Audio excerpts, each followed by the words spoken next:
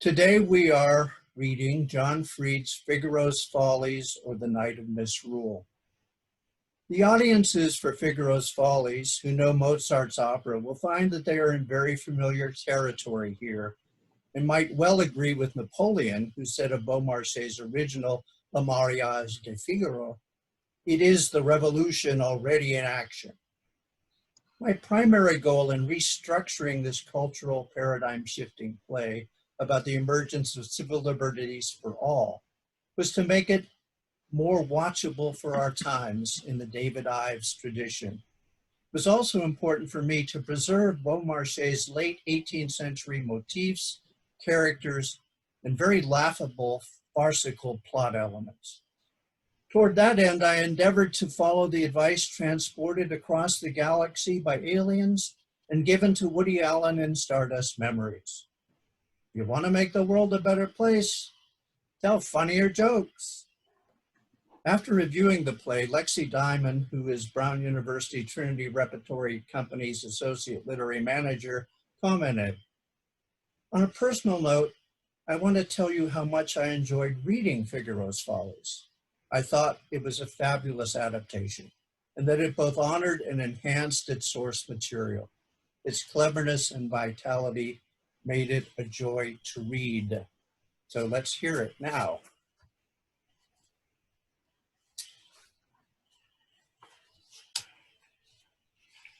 Episode 1, At Your Service.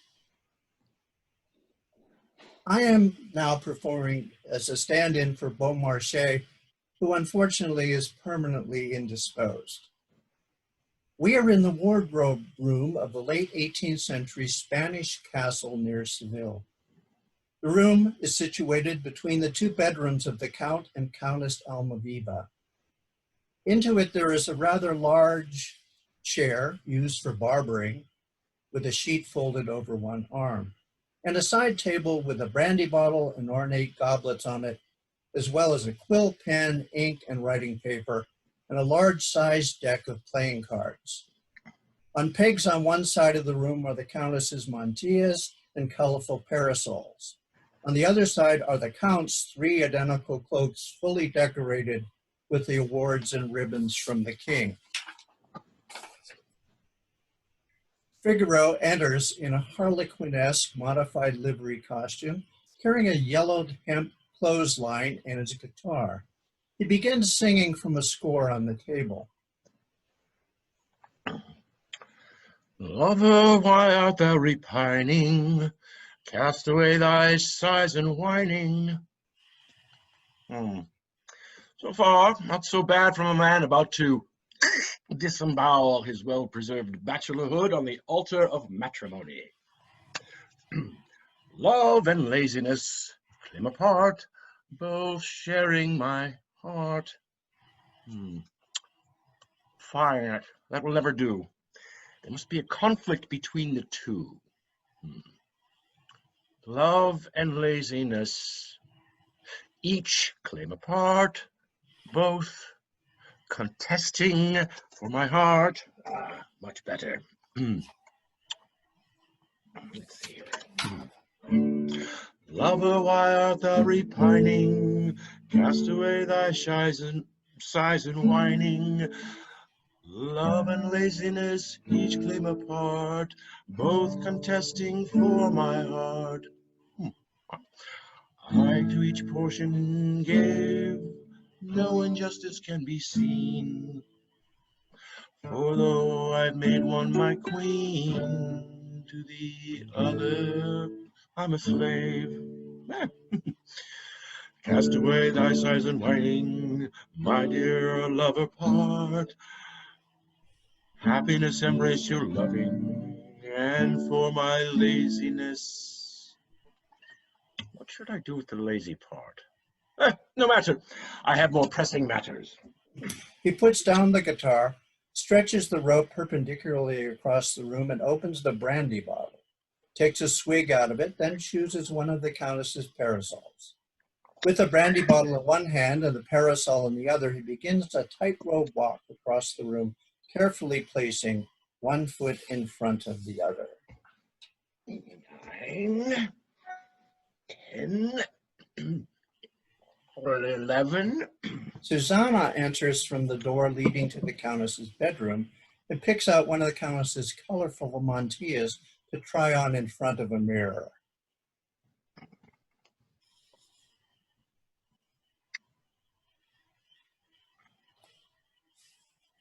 The mirror just told me that this mantilla becomes me so. Doesn't it, Figaro? 22, 23, 24. Doesn't it, Figaro? It certainly does, yes. 30, 31. Look at me. Admire it. It gives me such pleasure when you look at me. The mantilla? Good so far. And what does the mantilla do?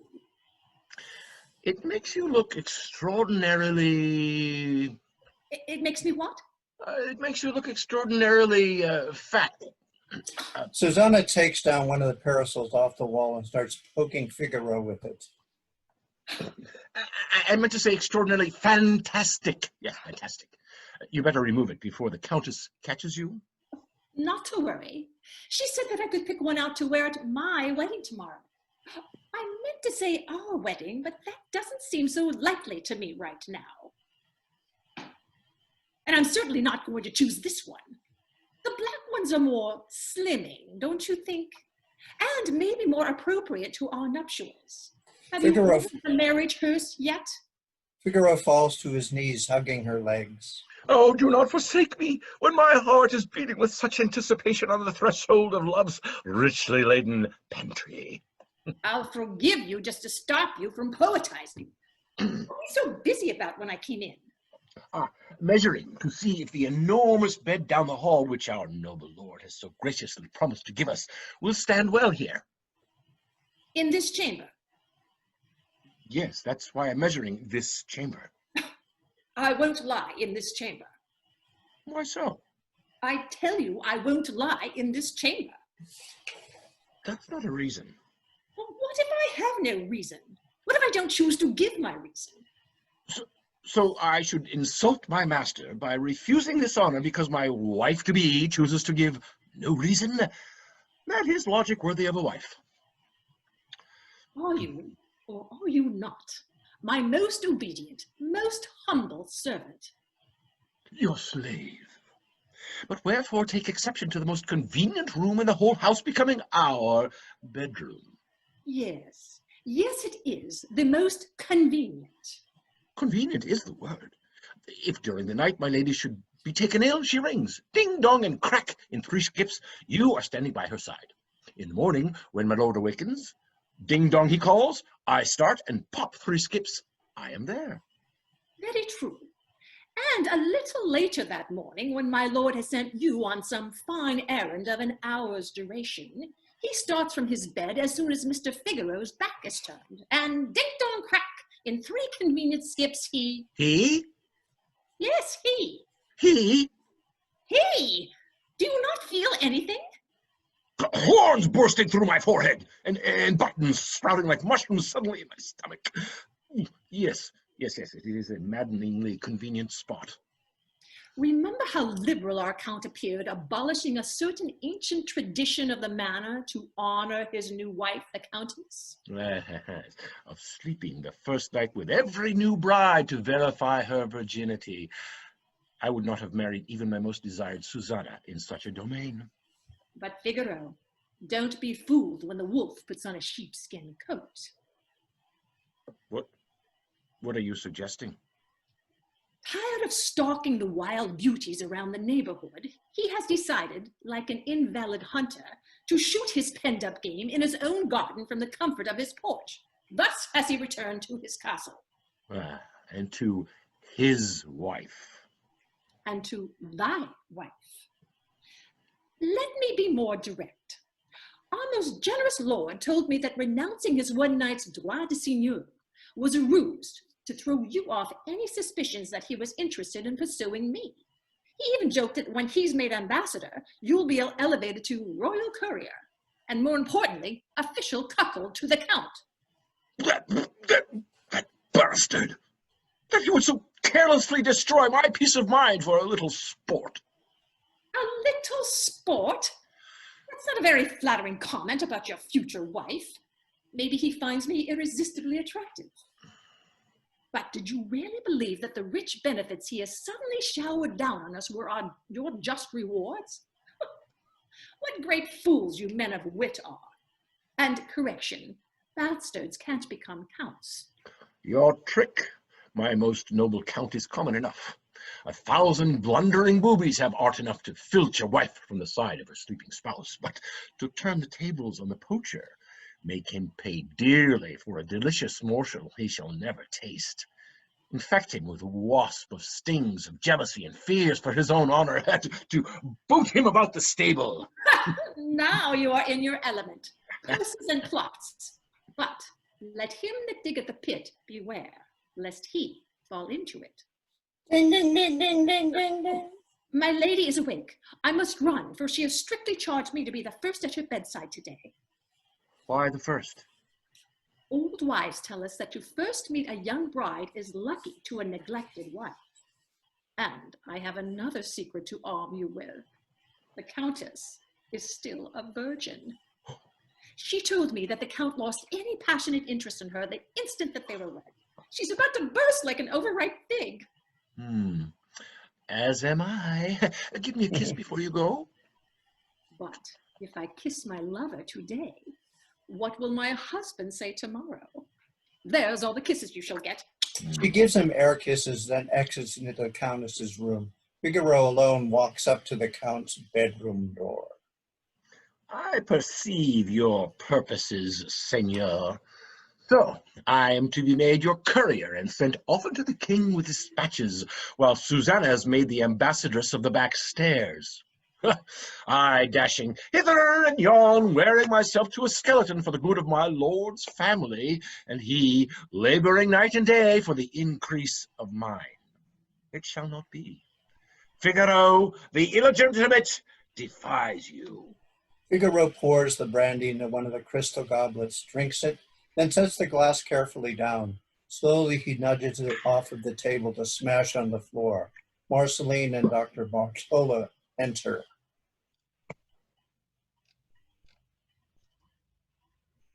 Marceline. Good morrow, Mr. Bridegroom.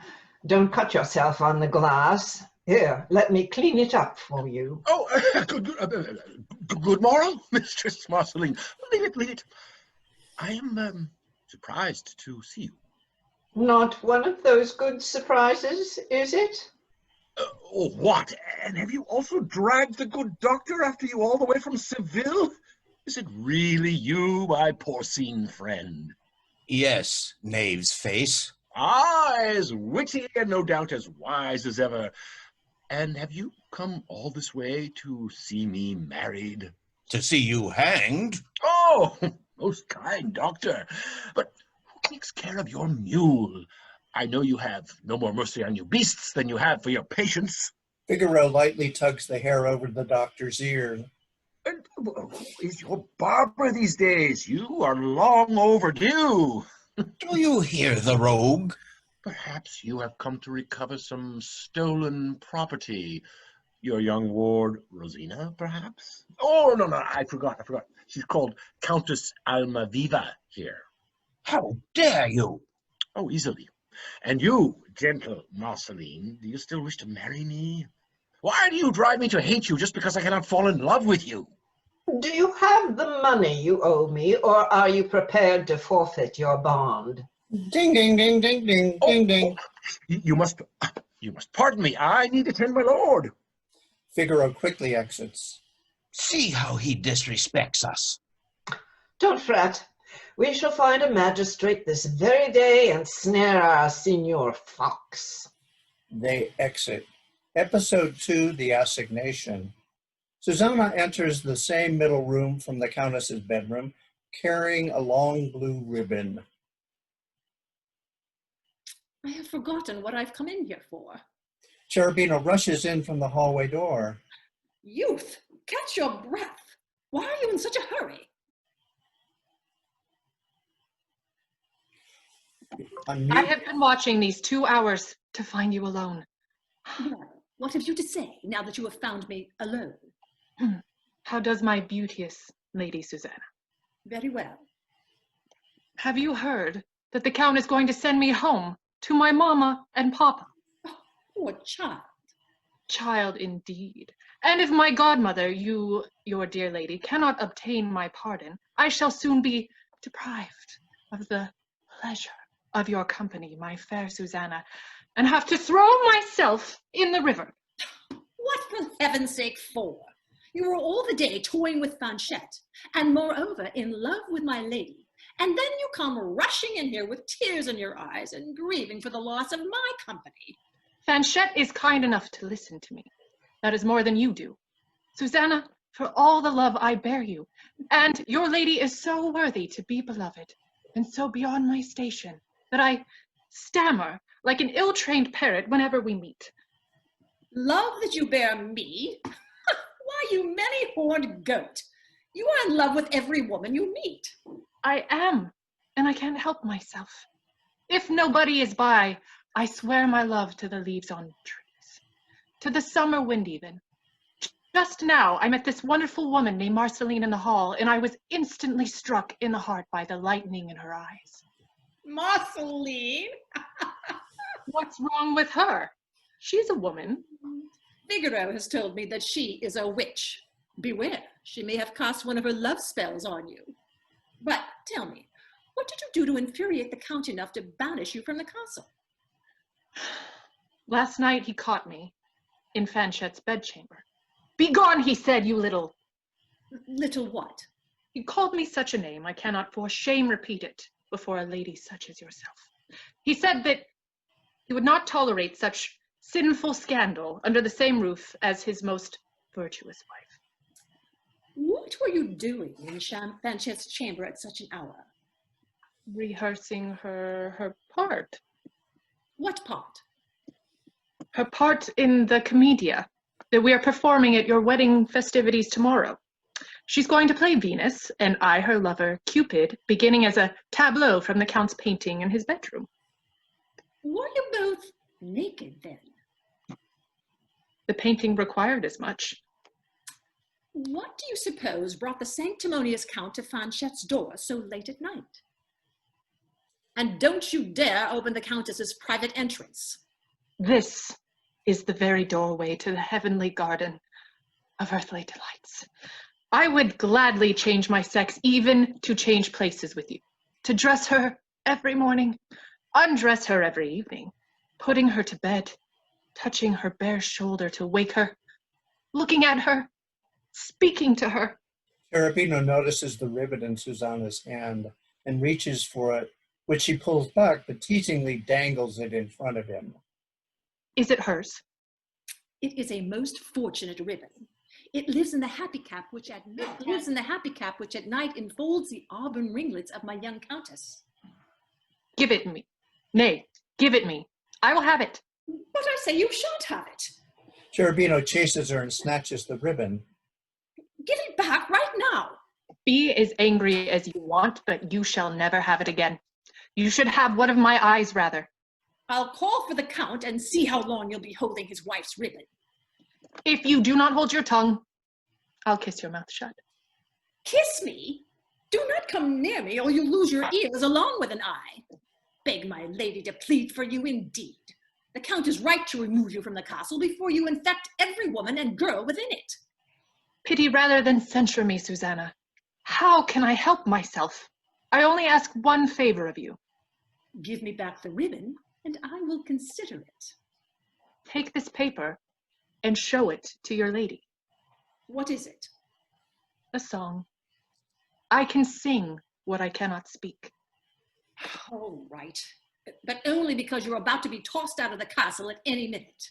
Cherubino hands Susanna the piece of paper and then reluctantly the ribbon before smelling it one more time. Knock, knock, knock. Susanna, are you alone? Cherubino starts to panic, running around the room, but Susanna hides him first behind her skirts when the Count enters, and then scoots Cherubino behind the barber's chair when the Count comes closer to her. A little bit. Sorry. You can come in now. So, ma charmante Susanna, have I found you alone at last? But you seem frightened, my gentle dove. Of me? How can that be? Consider, my lord, if anybody should come and catch you here. That would be rather mal-appropriate, but it seems rather unlikely at this time of day. The Count approaches to kiss her on the lips, but she manages to kiss him on both cheeks in the French manner, while shooing Cherubino behind the barber's chair. She dodges the Count's next move to hug her by swinging him down on the barber's chair, with Cherubino hiding behind it. I was feeling a bit faint in your arms. Sit here until you recover. The Count tries to get her on his lap, which she resists by pretending to collapse onto the floor. You know, Susanna, that when I am the king's ambassador, I intend to take Figaro with me, paying him a ridiculously high salary. And, as it is your duty as his wife to follow her husband, you will sadly have to leave my wife's service and be transferred along with Figaro into mine. I really don't understand you, my lord. I thought your affection for my lady was so overpowering that you took such pains to steal her from Dr. Bartolo. And to confirm your devotion to her, you promised to abstain from a certain ancient privilege. For which all the young girls are in great sorrow, aren't they? Say no more, my sweet one, but promise me you will meet me this evening by the cherry pavilion in the garden, and be certain that if you will but grant me this small favor, you cannot ask of me for anything that I will not grant you. Knock, knock, knock, knock. At first alarm, the Count gets up from the chair and takes a step forward. As he does so, Cherubino slips in behind him to sit in the chair and covers himself with a barber's sheet that is on the arm. Susanna directs the Count to hide behind the chair itself. Fanchette enters, obviously pregnant, with official-looking documents in her hand, the same ones that Marceline had in the earlier scene. Cousin, pardon me. I did knock first, as you always told me to do. Have you seen the Count? There are 3 visitors downstairs who request to meet with him as soon as possible. They gave me this note to give to him. The Count comes out of hiding as if nothing were out of the ordinary.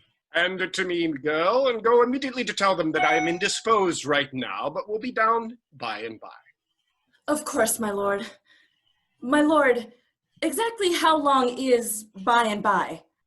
By and by is whenever I appear. Thank you, my lord, for teaching me so much. Were you 2 playing hide the slipper when I came in? Cherubino and I love that game. Please, please, please don't send him away. He has only been here a week, but already I cannot live without him. My child, someday you will realize that by sending him away, I am saving your eternal soul. His, I fear, is far beyond salvation. As is his own. They are birds of a feather. Deliver your message. I'm so sorry. I forgot it already. Just say, the Count will be down by and by. The Count will be down by and by. Not to me, to the visitors downstairs. I shall, my lord. Faster than a mouse to its hole. Faster than... Gone! Fanchette shuffles away as quickly as she can, given her present condition. It appears, my dear one, that Figaro, your husband-to-be and my courier-to-be, is in serious jeopardy from his previous employers. They want to prosecute him for the breach of a contract that he had made with the doctor's housekeeper, Marceline, and take him back to Seville. What are we to do? As the final authority in this region's jurisdiction, I have much sway with our local magistrate. But subverting the laws of the land comes at a price, which I may be willing to pay. That is, if you are willing to contribute your share. And I suspect I already know what collateral I possess. Let's negotiate a good faith deposit right now. The Count takes her by the hand, chooses an item of clothing from the Countess's shelf, and permitting Susanna to kneel on it as padding in front of the chair, and sits on Cherubino sitting under the sheet in the chair. Oof. Cherubino, what the devil? Cherubino bolts out of the chair as well and does the lowest, most obsequious bow possible for the actor, and holds it not saying another word for an uncomfortable few seconds. Might I rise, my lord? No. Kowtow lower. It seems you have risen too often already. And so it was to receive this pretty youth that you were so desirous of being alone, and you. Get up, you fool! Thank you, my lord. And you, where are your manners? Forgetting all respect for your friend Figaro, not to mention your godmother Countess, you're endeavoring to seduce her favorite maidservant. I, however, shall protect Figaro, a man whom I esteem, sincerely, to falling victim to your duplicitous assault on his intended wife. I must intervene. Knowing that you were angry with him, the poor boy came running to me, begging me to solicit my lady on his behalf, in hopes she might then engage you to forgive him. He was so terrified as soon as he heard you coming that he hid himself in the chair.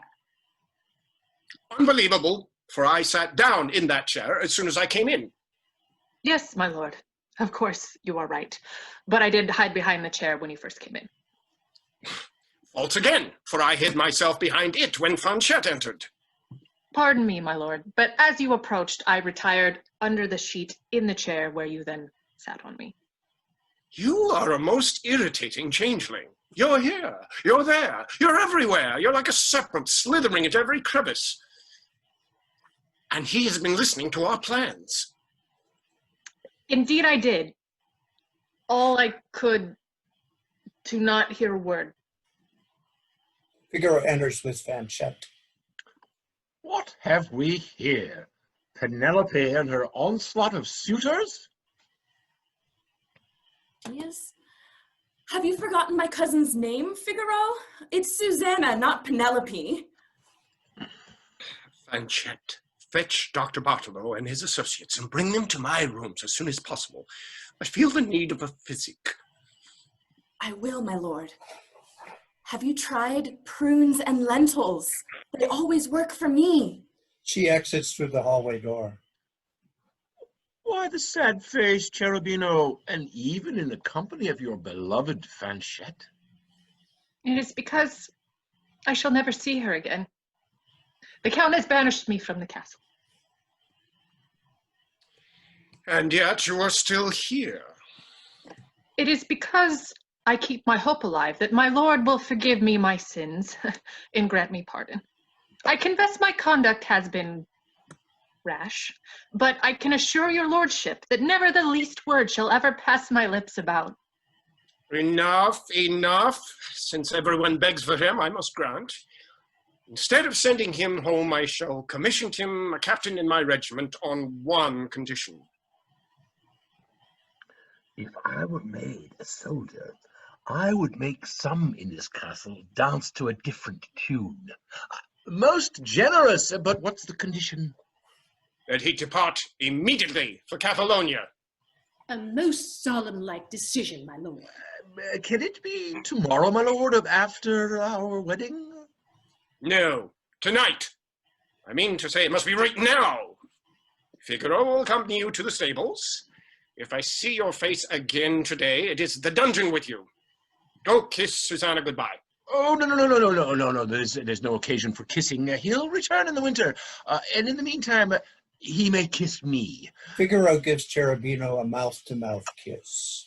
I must learn how to be more courteous with men. Whoa! Your regimental scene will be changed more radically than you suppose, my boy. You won't be running upstairs and down into your lady's chambers, stealing cream and kisses and sucking oranges. Instead, you must sweat and stink and build your muscles, tan your face like leather, turn your delicate hands into claws, handle your own musket without a Fanchette's help. Turn to the right, wheel to the left, and march into hell for the greater glory of your king, unless, of course, you are stopped short by a bullet. As you can see, I must continue dressing. Figaro, I won't need you for the rest of the day. You must meet me tonight at the pavilion for all to end well. The Count exits. Ding, ding, ding, ding, ding, ding, ding. And I to attend my lady. What did the Count whisper to you just now? I can't remember. A matter of no consequence, I'm sure. I'm not so sure, but off to your mistress, my love. Susanna exits. And you, my young friend, I might be able to employ with great effect.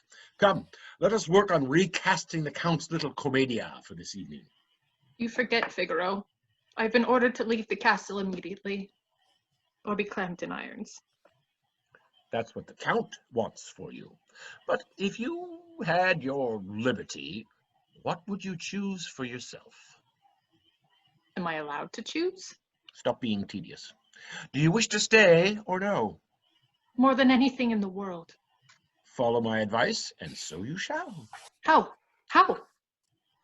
Speak to no one, but get your riding boots, and I will escort you to the stables, as the Count has directed. Gallop as far as the farm. Leave the horse there and return to the castle on foot, taking care that no one sees you.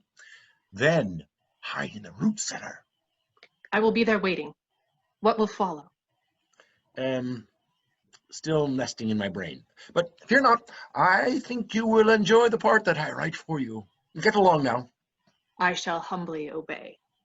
Cherubino exits and Figaro addresses the Count's bedroom door. Ooh, no, my most worthy lord and master. You have not got her yet. What did you once say to me? Because you are a count, you fancy yourself clever. A child could refute you. How came you to be rich and the rich and powerful Count Almaviva? Why, truly, all you needed to do to attain such a lofty position in life was to survive the travails of being born. By those standards, a newly birthed kitten has achieved an equal accomplishment.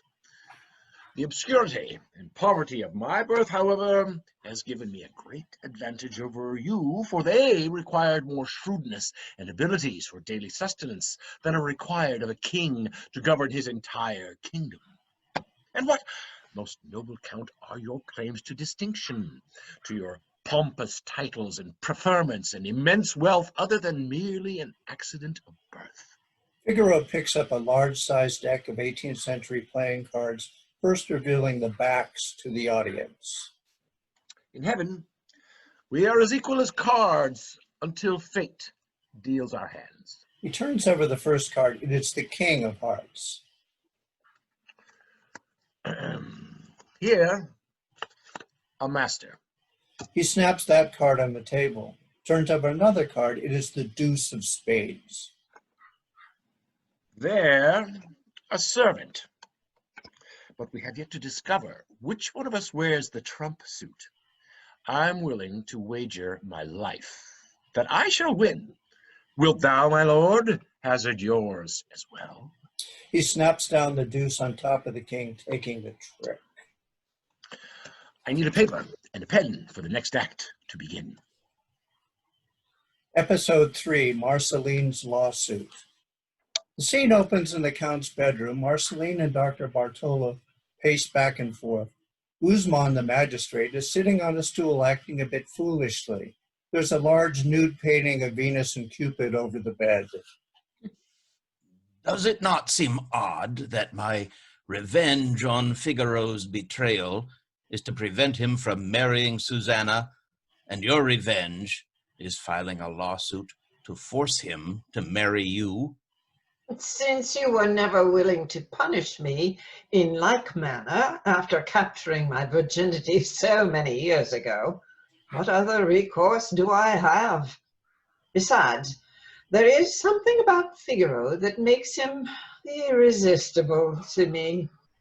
Why else would I have been so foolish over the years to loan a wastrel like him so much money? But at least you were wise enough to have him sign bonds for the repayment, or else... And the or else is a fate worse than debt. He has to marry me. And there is no way that he can acquire so much money on such short notice. What do you think is taking the Count so long? Don't worry, we have time, and the law on our side, and the Count, regardless of our prior history, has no other choice but to sustain your claim. Am I not right, Magistrate Gooseman? I am not a goose, but a goose man. But the answer to your question is that you are most unquestionably right, my most horribly good doctor.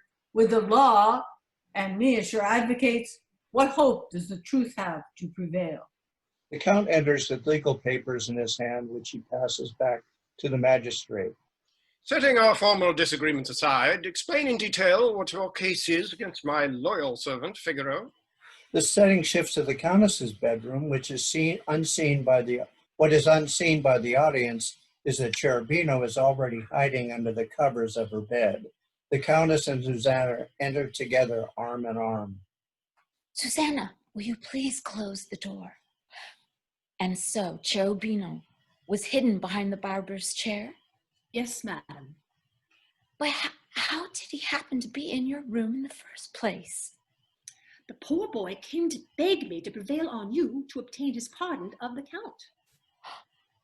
Why did he not come to me directly? I should not have refused him a favor of that sort. Bashfulness, madam. Oh, Susanna, says he, she is divinity itself. How noble is her manner, and so on and so forth. Is that all true?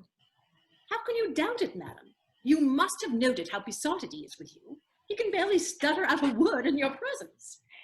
He is a most absent-minded card player. That is because he is so countess-minded. You should have seen with what enthusiasm he snatched your ribbon from me. He would not give it back until I had promised to show you his song. Susanna hands her the paper which the Countess puts on her nightstand. Enough of this nonsense. You're making me blush. And so, my lord, the Count endeavors to seduce you. Oh, no, indeed, madam. He does not take the trouble to seduce me. He thinks he can purchase me like a black slave. And because I refuse him, I fear he will prevent or somehow make conditional my marriage with my beloved Figaro. Knowing personally how hard Figaro worked in acquiring me on the Count's behalf, it is quite evident that my husband is a genuinely ungrateful man. The Countess walks up and down, building up an emotion. Hyperventilating, she begins to remove her dress and loosen her corset. A covetous and ungrateful man. Open the window, will you? I'm stifled for want of air. Vows of protestation of love and tenderness are all forgotten. My love now offends me. He has not touched me since putting this ring on my finger. It's now become a noose around my neck. My caresses, even my young breasts, seem to disgust him. I long for a man that I can give the treasure of my love to, for the simple return of his love. Cherubino, hearing her lamentations, leaps out from under the covers, having been hidden in the bed. I shall be he. Cherubino, for shame. What are you doing here? Figaro told me that I am no man's man but my own, free to do whatever I want. And what is it that you dare to do in my lady's bedchambers to risk your life for it? I wanted to say... What do you want to say to my beauteous lady? I wanted to say that I love her, and shall love her as long as I live. Esteem Cherubino. Yes, that I esteem her. I mean you. Look at my eyes. As long as we both shall live. The boy is a gushing fountain of esteem and affection. As his punishment for invading your private chambers, why don't you make him sing those verses that he wrote for you? For me? I thought you implied that he had written them for you. Which one of us did you scribble them for? Since he can no longer speak, command him to sing, my lady. Please, pretty youth, I command you to serenade us. Susanna takes down a guitar from the instruments hanging on the wall and gives it to him.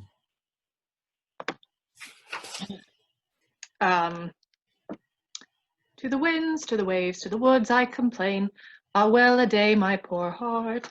They not hear my sighs, and they not heed my pain. Ah, well a day, my poor heart. The heavens I view with their azure bright skies. A well-a-day, my poor heart, but heaven to me are still her bright eyes. A well-a-day, my poor heart. To the sun's morning splendor, the poor Indian bows. A well-a-day, my poor heart. But I dare not worship where I pay my vows. A well-a-day, my poor heart. The name of my goddess I engrave on each tree. Ah, well-a-day, my poor heart.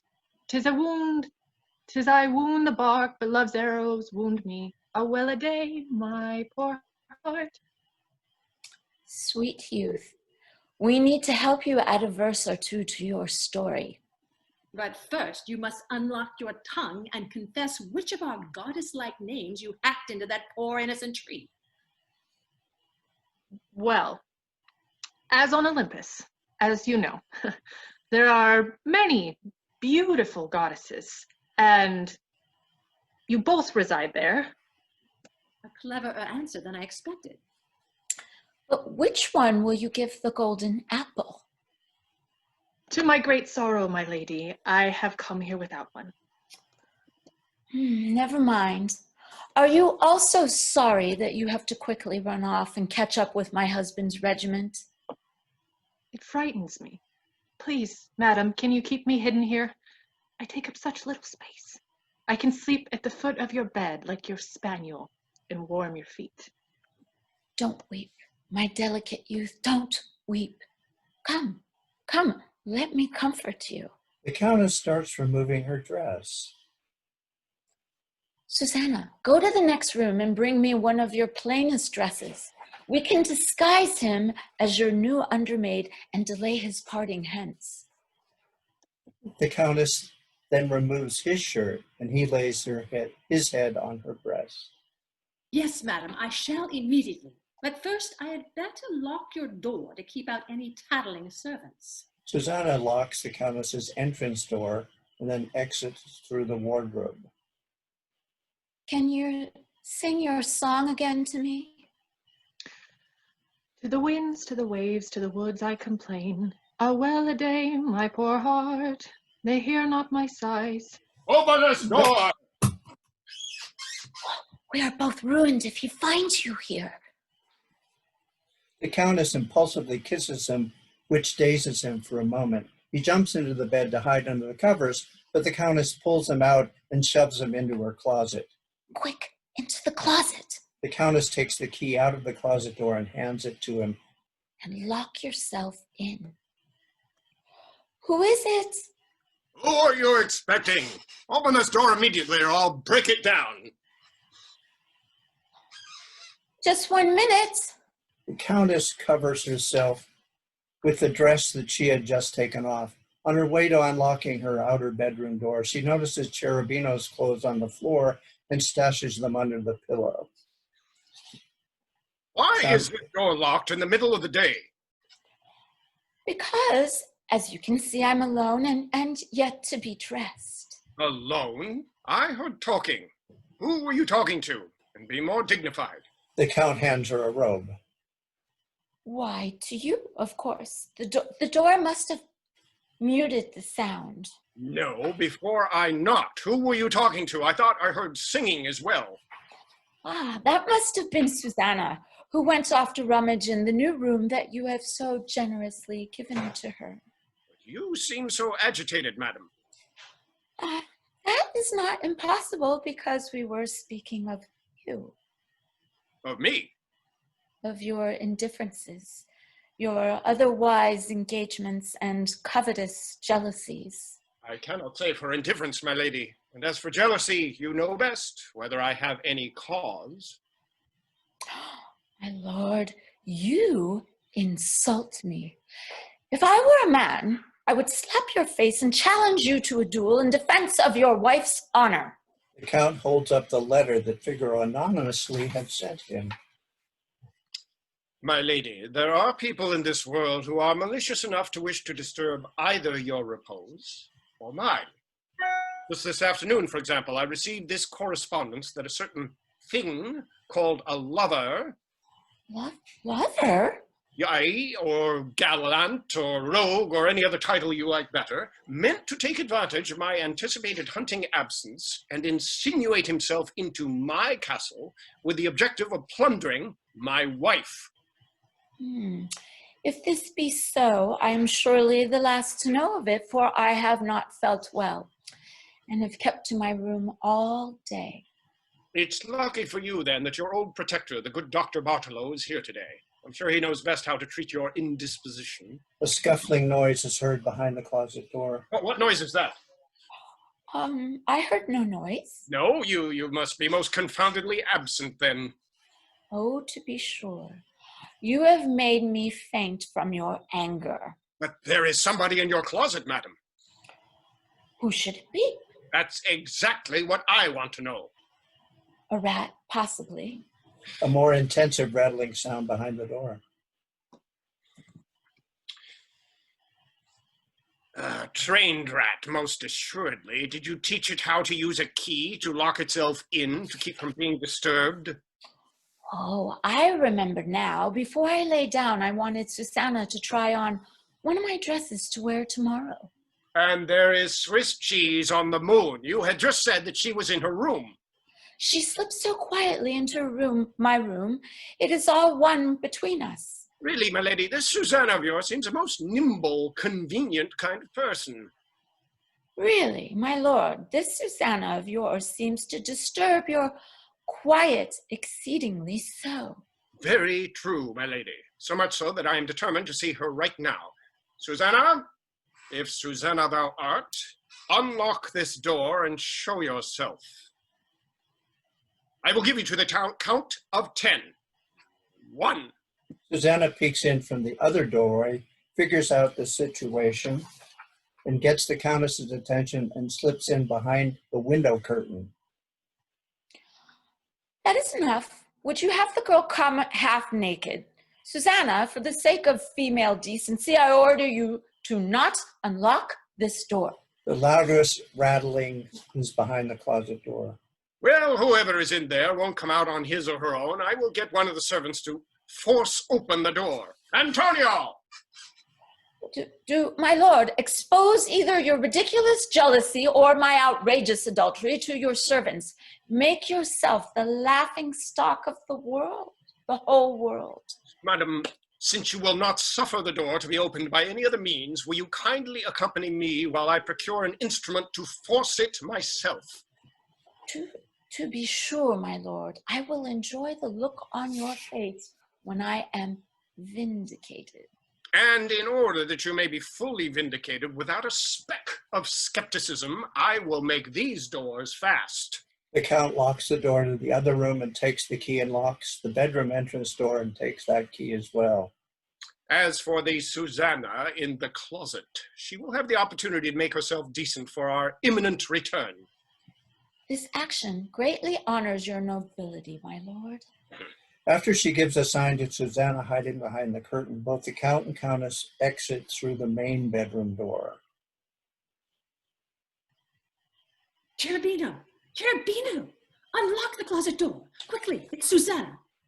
Cherubino comes out of the closet, wearing one of the Countess's fancier dresses. Susanna takes the key from him. Oh, Susanna. Oh, my poor mistress. What will become of her? All will be well, I assure you. I'm more worried about my own marriage. What will become of me? Oh, don't just stand there babbling, boy. Fly. The doors are all locked fast. How can I? Don't ask me. Fly. Here's the window. Underneath is a bed of flowers. I'll leap out. You break your neck. Better than ruin my dear lady. Give me one kiss, Susanna. Was there ever seen such a young... Cherubino removes the dress he has on, kisses Susanna, then jumps. She looks out of the window. He's safe. If that boy does not make many a woman's heart ache, I know not women. And now, my greedy Count, perhaps you will learn a lesson or two as well. Episode 4, Discovery. Susanna locks herself in the Countess's closet right before the entrance of the Countess and the Count with a wrecking bar. The Count verifies that both entrance doors to the bedroom are still locked. Everything is as I left it. Do you still persist in forcing me to break open the door? I am determined to see who is in there. Hold your hand. I confess that I have great love for another who is within this closet. Please show mercy for the love that you used to bear me. Dear one, please spare my door and show yourself. Our charade is at an end. The sound of a key in the lock. My lord, forgive us our little jest. Perhaps you are not alone in there. Fear not, he is not there. He's jumped out of the window. And broken his neck? He ran off as light and swift as a greyhound. Nobody there, upon my Nobody soul. there? Upon my soul, madam, you are a great actress. Your distress was completely believable. And am I not also an excellent actress, my lord? With the letter and the locked doors and your strange behavior, you can appreciate my confusion. Appreciate may be too strong a word, my lord. My dear Rosina. No, I am no longer that Rosina whom you love with such affection. I am now nothing but the pathetic Countess of Almaviva, a neglected wife, not the beloved mistress. Nay, do not make my humiliation too severe. I will suspect that you two are the authors of this letter to gull me for sport.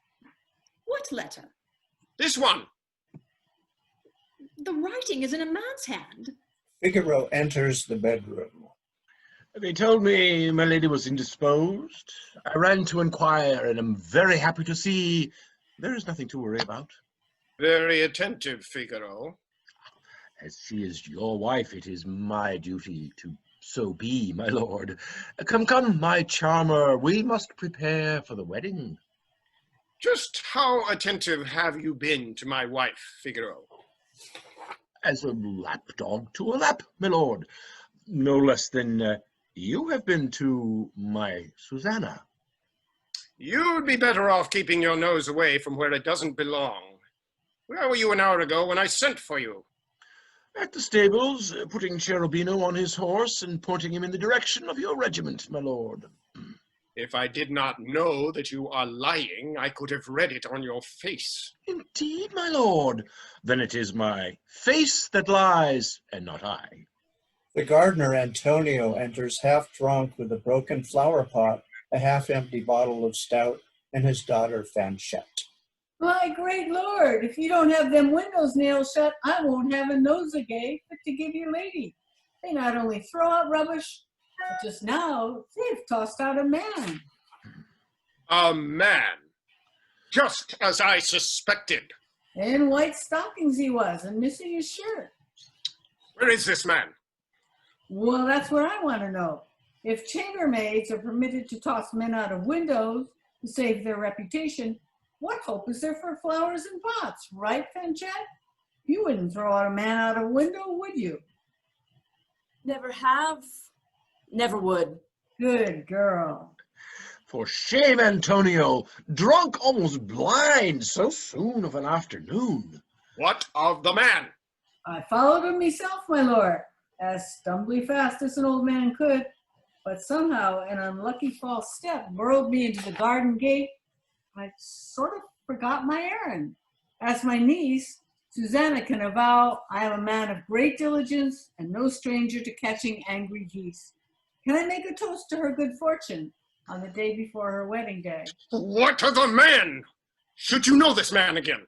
To be sure I should, mate, my lord, if I had seen him, that is. Either speak more plainly, you old fool, or I'll send you packing. Send me packing? Oh, no. If your lordship has not enough to know when you have a good gardener, I know when I have a good place. There is no occasion, my lord, for threatening my uncle-to-be. I shall solve this mystery for you. It was I who jumped out of the window into the garden. You? C'est moi. Jumped out of a two-story window? Well, the ground was soft. I hurt my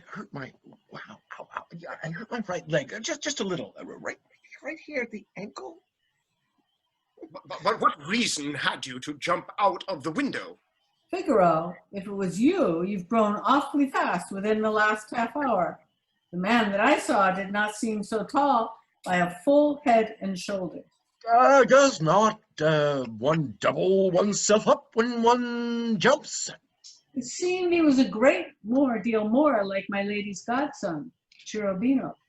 Oh, sure. Yeah, Cherubino galloped all the way to the regiment and back again, horse and all, to leap out of this window. I'll swear my life on it. I saw no horse leap out of that window. Oh, there it is then. Come, Susanna, let us make preparations for the wedding. Well, Figaro, since it was you after all, I ought to return this paper which dropped out of your window as you fell. The Count grabs the paper out of Antonio's hands. Ah, since it was you, you doubtless can tell us what this paper contains. Oh, well, my lord, I always carry such quantities of papers on my person. Here's a petition from that poor poacher whose whole family is starving while he is in your prison. I knew you had affairs much more serious on your hands to attend to it, so here's a whole handful of bills from your tailor for your lordship's ruffles and robes that have not been paid in over a year. Figaro keeps glancing toward Susanna and the Countess for some clue about the contents of the letter, of the paper. We know it's not those. It's Cherubino's commission. Susanna knocks a candle off of the table. When she and Figaro stoop to pick it up, she whispers to him, It's the commission. Well, it appears you know nothing of the matter. Oh, Lord. Oh, well, what a stupid fool I am. It is the officer's commission for that pathetic boy, Cherubino. Yep. Then tell me how you came by it. Why did he give it to you? To get what? It wants nothing. Figaro desperately looks to the Countess and Susanna again for help, who look over the Count's shoulder. The Countess pounds her fist over her palm as if stamping a seal. A rock. A rock? Susanna quickly mimes a seal. Seal on a rock is customary, my lord. Stop the gibberish. It's customary to do what? Susanna mimes stamping the paper. Oh, to affix your lordship's official seal on such an important document. The Count closely inspects the paper. The devil and his limps take you all. Tell the doctor, Marceline, and the magistrate to meet me in the Great Hall at 3 this afternoon. Are you going, my lord, without giving orders for our wedding? My most astute Figaro, it had slipped my mind, but there is a matter that needs to be resolved before you and Susanna can make wedding plans. We can meet at 3 this afternoon in the Great Hall to properly adjudicate that matter. The Count exits, as does Fanchette and Antonio. Susanna, would you come with me to pick out a dress for this evening? The Countess exits into the wardrobe room. In one moment, my lady. A seal on a rock? Really? What was Cherubino doing in the Countess's bedchamber with the two of you? Singing. So I put my position with the Count in peril so that Cherubino could be safe to sing in his lady's chambers? None of this bodes well for us. I did not like the way the Count pronounced properly adjudicate just now. Know, my love, that I will do everything in my power to secure both our marriage and our positions. Susanna exits and Figaro now addresses the audience. Everything! That's exactly what I fear the most. Do you suppose that I'm forever doomed to be the football of fortune, son of who knows who, stolen, I know not how, along with this ring, which I always wear like a birthmark under my shirt? Lying and thieving excepted, I did have the innate good sense to escape a life so base as my infernal gypsy captors led. When I was younger, I had the courage of an ape.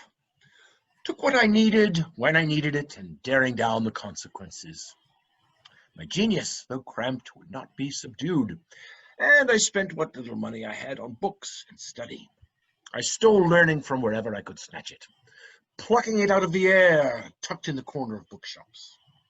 I even had the audacity to attempt writing a comedy myself, but as I had the greater audacity to attack the favorite vice of the favorite mistress of the favorite minister, I was rewarded by being given a bed, free, lodging with straw, bread, and water, included in one of our nation's most illustrious dungeons. After I was released, I decided on a second, safer berth in the lap of the barbering trade. Then, as fortune would have it, in Seville, I cut the hair of a lord who was madly in love with a beautiful girl already spoken for. My wit procured for him what his could not, and in return he now most gratefully honors me by seducing my future wife, who, to demonstrate her great love for me, so she says, smilingly steps into his crude trap. That foolish little animal who had given me up to now such joy that I'd never experienced before, poof, vanished. But have you really vanished, my sweet Susanna, or is that an illusion as well? Are husbands and wives and servants and masters as interchangeable as different hands pulling the puppet strings? Blackout. Episode 5, Plot and Counterplot. Susanna is brushing the Countess's hair in her bedroom when Fanchette knocks and immediately enters carrying a letter. Madam, pardon my existence, but Figaro told me that I was to deliver only to you personally this letter from my lord, your husband, the Count of Almaviva. Did you forget his royal ambassador to England title? And royal ambassador to Finland. Close enough. Thank you, Fanchette. And while the doctor is here, you should ask him about your condition.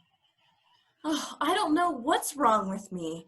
I can't keep any food down, and yet I keep getting rounder and rounder. Don't worry, dear cousin. It's a common ailment, especially among actresses and young housemaids who work in this castle. Fanchette takes her leave along with some perfume from the Countess's dresser. Susanna, it seems that our little escapade today has produced some good results. How so? This letter from my husband, in most affectionate terms, pleads with me to appear around midnight to meet him in the Plum Pavilion. He further states that I am to send my reply to him only through Fanchette, our clandestine go-between. Isn't that romantic? I blush with anticipation. I don't want to douse your blushes with water, but as your dearest companion, I must confess that I also received such a letter from your husband earlier today, arranging a secret assignation this evening in the Cherry Pavilion. How cruel of you. I don't believe a word you're saying. Do you believe this? Susanna holds up the pin that the Count used to fasten the letter with. It is one of his favorites. In his letter, he asked me to wear it as a sign of consenting to the arrangement. And of course you will refuse for my sake. Or should I accept, seemingly so to be sure, and you as well, and snare him in his own nets? He apparently is debauched and deluded enough to think he can have us both, one after the other, or together as if he were breeding cattle. There's one obvious solution. What's that? The Countess picks up a pair of scissors. Let's take the bull by the balls and snip, snip, snip. So wear this pin this afternoon in the Great Hall and tonight, and I shall dress in your clothes, and you in mine, and you shall go to the Plum Pavilion, and I'll go to the Cherry. We shall out-trick that trickster. Susanna carefully takes the scissors from the Countess's hand and puts them aside. The Count rather did look like a bull when he was going to crash down the closet doors to get at my faceless lover.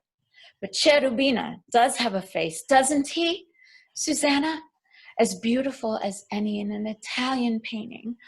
I do so pray that this impending war will neither mar nor harden it. I do believe that you are falling in love with Cherubino. I think not with him, but definitely I love his face. Then get into a portrait studio as quickly as possible, and you shall have love everlasting. We have other business to attend to first. Bring me the clothes that you were going to wear this evening and collect some of mine. We can also make good use of these masks. Then call for Fanchette. I am writing my reply to my loving husband. Lights fade out and then fade in on Figaro beginning to shave the Count in the dressing room barber's chair. Come. Be sincere. Tell me, how much did the Countess give you for lying about jumping out of her window? Oh, as much as your lordship gave me for helping him steal her. Why is there continually so many elements of mystery in your words? Because the words and conduct of others is so mysterious. Appearances, my dear Figaro. Appearances, my dear lord, are frequently false. I, for example, am much better than I appear to be. Can the great nobility in general say as much, or do they need to be cut down to size? Sound of polite knocking on the door. Enter. The doctor, Marceline, and the magistrate. Let them wait. Oh, yeah, let them wait. And do you expect to gain your cause? With the assistance of justice and my lord's good wishes. You respect youth too much yourself to force others to wed with age. Really? You can read my mind so easily, can you? You are aware that a judge can know no distinction of persons? Unless there's more gold on one side of the scales than on the other, that is. Fanchette, tell everyone to meet me in the great room in a few minutes. I need to compose myself. Susanna enters. What are you doing here? The Countess requires the Count's spelling bottle. Figaro exits with Fanchette. Are you in ill humor? A gadfly keeps biting me. But your presence brings me great relief.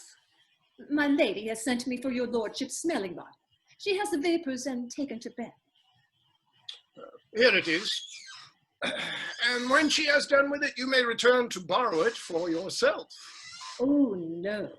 The vapors is too noble a disease for a mere servant to aspire to. Fits may come to anyone. Love so intense as yours cannot bear much disappointment, and when Figaro marries Marceline... Suppose the worst judgment. We can pay Marceline with the portion your lordship has promised us. I promised you a portion. If my ears did not deceive me, I understood as much a while back. Your recent coyness has put me into doubt. It's never too late to admit one's emotional weaknesses, my lord. What does that mean? Will you take a walk this evening in the garden by the cherry pavilion or not? Do I need to speak it? Did you not note the pin that I am wearing?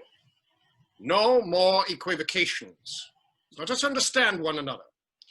No pavilion, no marriage.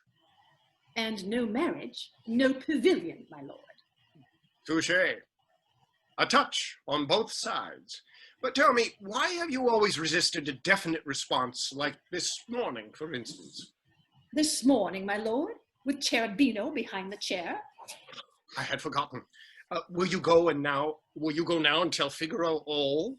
Oh, to be sure, my lord. I always tell him all, except what is necessary to conceal. What a charming cat you are. Run quickly back to your mistress. She is waiting and may suspect us. I shall immediately. Susanna exits. She absolutely entrances me. I had sworn to think no more of her, but she winds me as tightly as she pleases, even now. Lights fade out and then fade in on the great hall set up for Figaro's trial. Unbeknownst, Cherubino is secreted behind one of the curtains. Let me interrogate the facts for our noble judge, Count Almaviva. Marceline, you are the persecutor in the case. Will you expound for the court? I shall be happy, Monsieur Magistrate, to explain the justice of my cause. First, we shall examine the case verbally. There is a promise of marriage. I comprehend. Given by you to... No, given to me, and a certain amount of money. Which you have received. Which I have lent. And it has been repaid. No, it definitely has not been repaid, which is why we're all here in front of the judge, our lordship. I comprehend. And the defensive man, Figaro, over there, will marry you as you proposition and then pay you the money he owes. No. He will neither marry me, nor has he any money to pay me. Do you think that I don't comprehend you? Your lordship, is there anything you can do about this imbecile? I take offense at that accusation, your lordship. You yourself elevated me to the rank of moron not 6 months ago. That may have been a rash decision.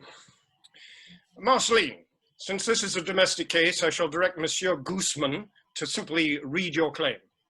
As you command. Plaintiff Marceline, Jane, Maria, Angelica, Mustachio, spinster against Figaro Anonymous. I never heard the surname of Anonymous before. It means he has no father. He is a bastard. What profession, Figaro? It's left blank. Gentleman. Gentleman, indeed. All right, then. I'll just put down possible prince. Put down barber. And go on with it, or I'll demote you back to idiot. Against Figaro Anonymous Barber, the question before the court relates to a promise of marriage given as a bond for the repayment of a debt accumulated to 2,000 escudos, borrowed over a 5-year period by the defendant from the plaintiff. Cut to the point of contention. Read the appended promise of marriage. I acknowledge to have received of Marceline Mustachio the sum of 2,000 escudos during service in the residence of Dr. Bartolo, which sum I promise to repay to the said Marceline Mustachio and marry her upon termination of that service. Signed, Figaro. Figaro, do you contest the validity of the bond? Hey, let me see that. There is in this case either fraud, error, malice, or mischief. For the actual words of the acknowledgement are, I promise to repay said amount or to marry her, which is very different. I witnessed the document signing. See my initials on the bottom there. And I affirm the word is and. And I affirm that the doctor is an inept forger. As you can see, the word or has been scratched out and crudely written over it. The document must have been damaged in its transport here. We'll accept that as a concession on the part of the doctor and render my decision after conferring with the magistrate. Their whisperings forebodes me no good.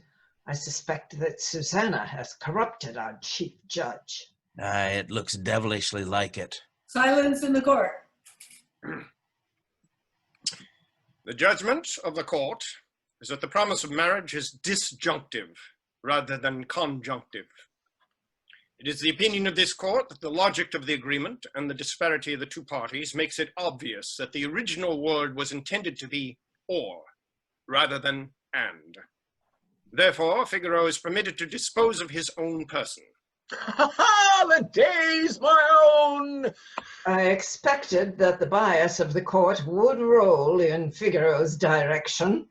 But as the acknowledgement now clarified clearly states, which sum I promise to pay said Marceline Mustachio or to marry her, the defendant Figaro is ordered to pay the sum of 2,000 escudos to the plaintiff within the next 24 hours, or marry her, if the appellant still so wishes.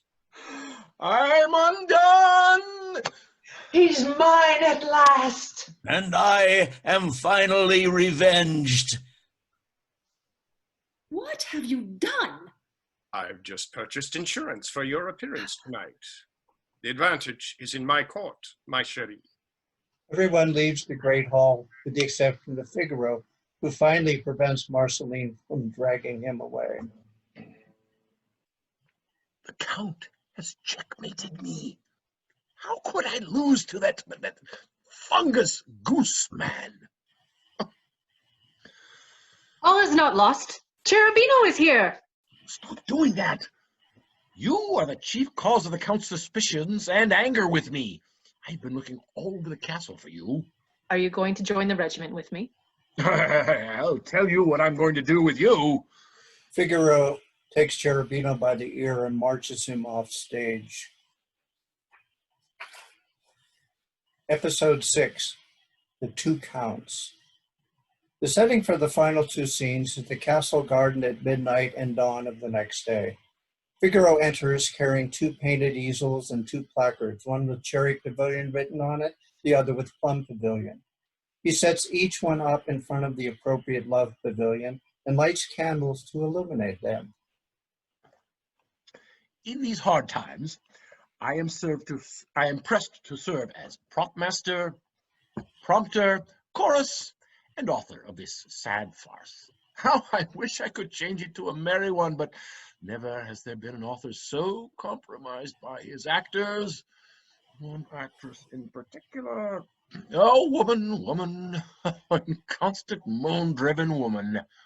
But each animal is obliged to follow the instincts of its nature, and it is woman's nature to betray. What with swearing this moment to remain ever faithful, she is plotting to betray me before the night is past. The very eve of our wedding. I may be a man equal to my lord, but the nocturnal spells of that enchantress woman soon may transform me into a monster. There appears to be something missing. Figaro strikes himself lightly on the head and goes off stage to lead Cherubino back in by the ear. That hurts, Figaro. Quiet, someone's coming. The Count appears, double-checking the pavilion signs. He enters the Cherry Pavilion. The Countess appears, dressed in Susanna's clothing, wearing a mask. She stops at the sign, moves the candle closer to read it, and then she also enters the Cherry Pavilion. Oh, my faithless Susanna. I wish I had enough gunpowder to blow them both to hell. The church bell rings, striking midnight. Susanna appears, dressed in the Countess's clothes and wearing a mask. Both should also be wearing mantillas from Act 1. She at first approaches the Cherry Pavilion in the dark, but stops, reads a sign, then changes direction toward the Plum Pavilion, but pauses before entering. She finally enters as the 12th bell rings. Beware, my Countess dove. I'm about to loose my falcon. Wake up, Cherubino, this is your cue. Do not doubt your worthiness, my boy. Your costume has transformed you into a lord. I shall not disappoint my lady. How chivalrous of you. Cherubino sprints toward the Cherry Pavilion. Figaro has to run after him and redirect him to the Plum Pavilion. My directorial job is done.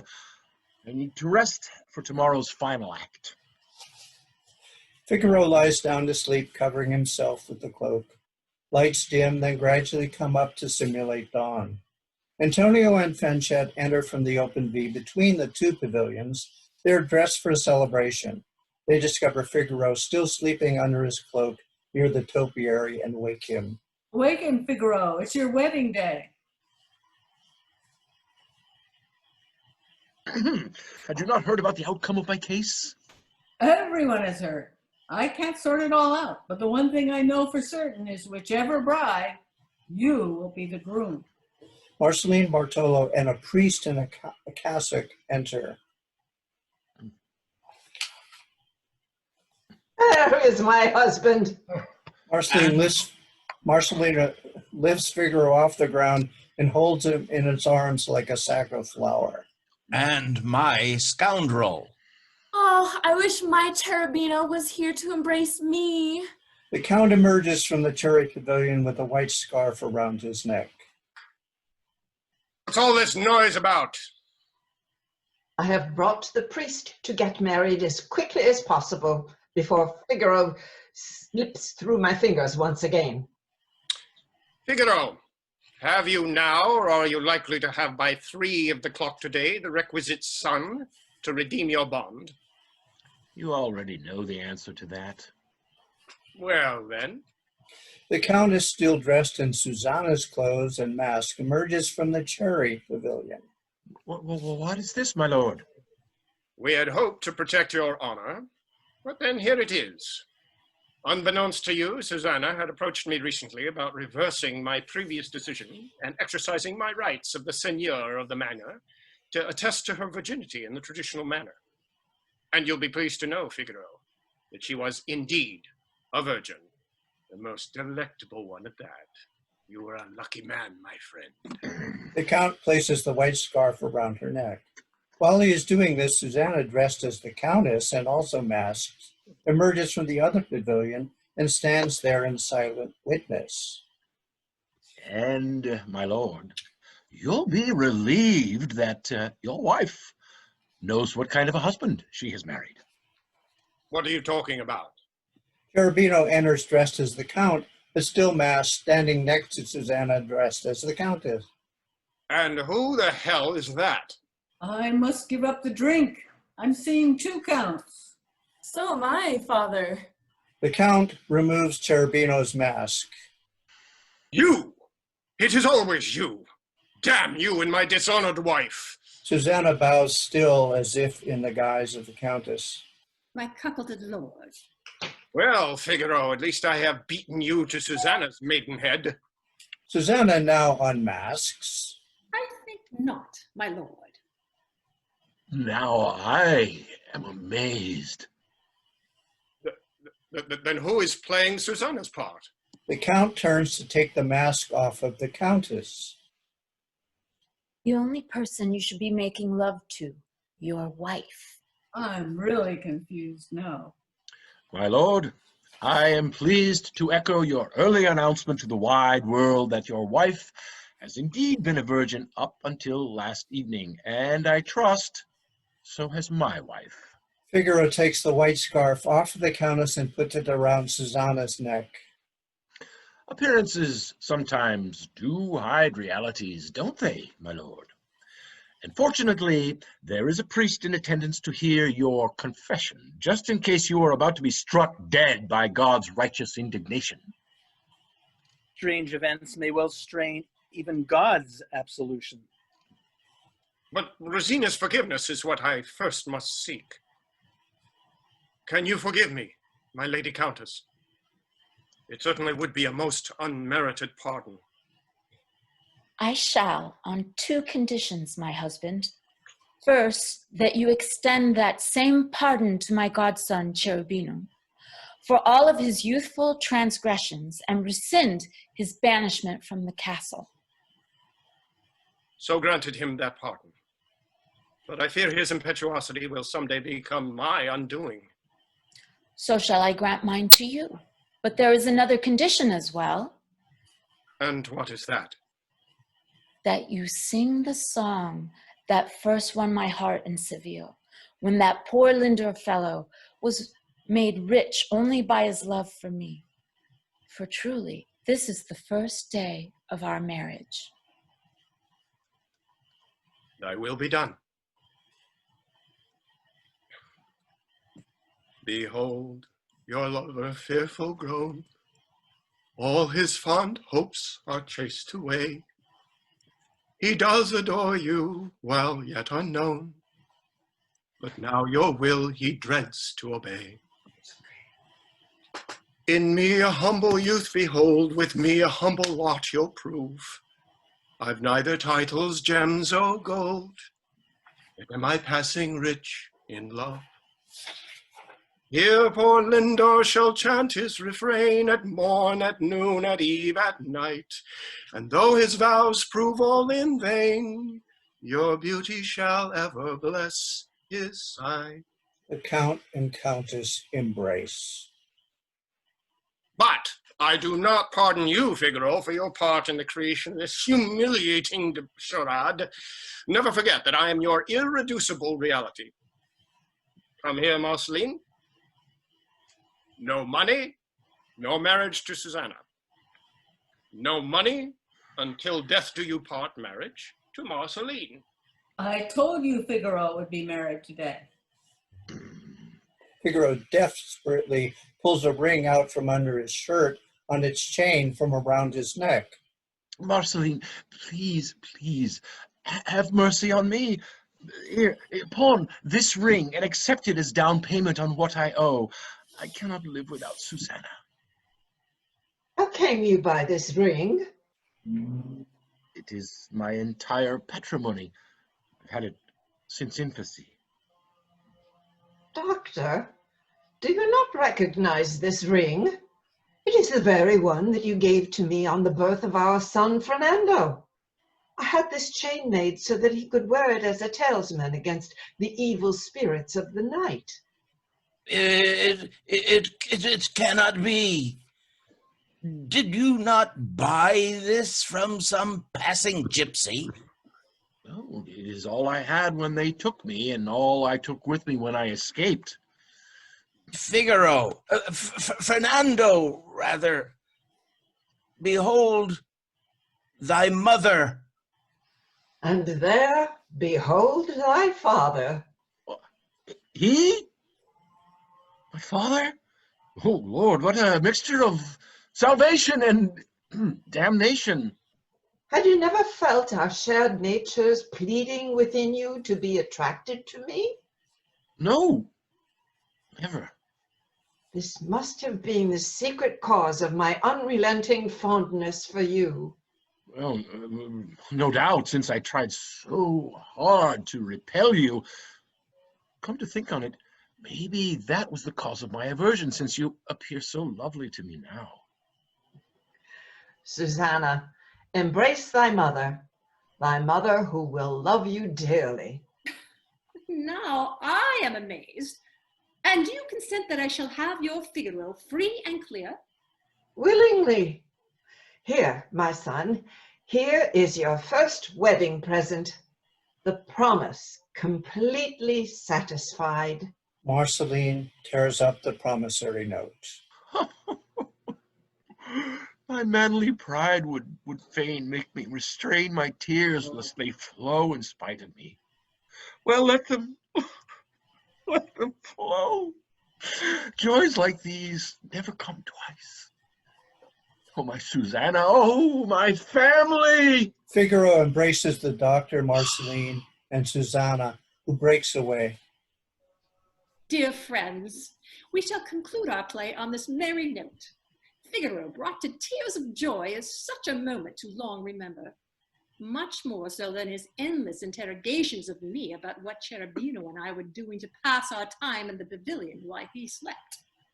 We will reserve that dialogue for another play on another day. But before our follies are ended this night, please pardon our errors and forgive any slight, so you can clap, sing, and have the chance to join with us in our wedding dance. Begin the French folk dance music. The end. Bravo, brava. Yay. Huzzah! That was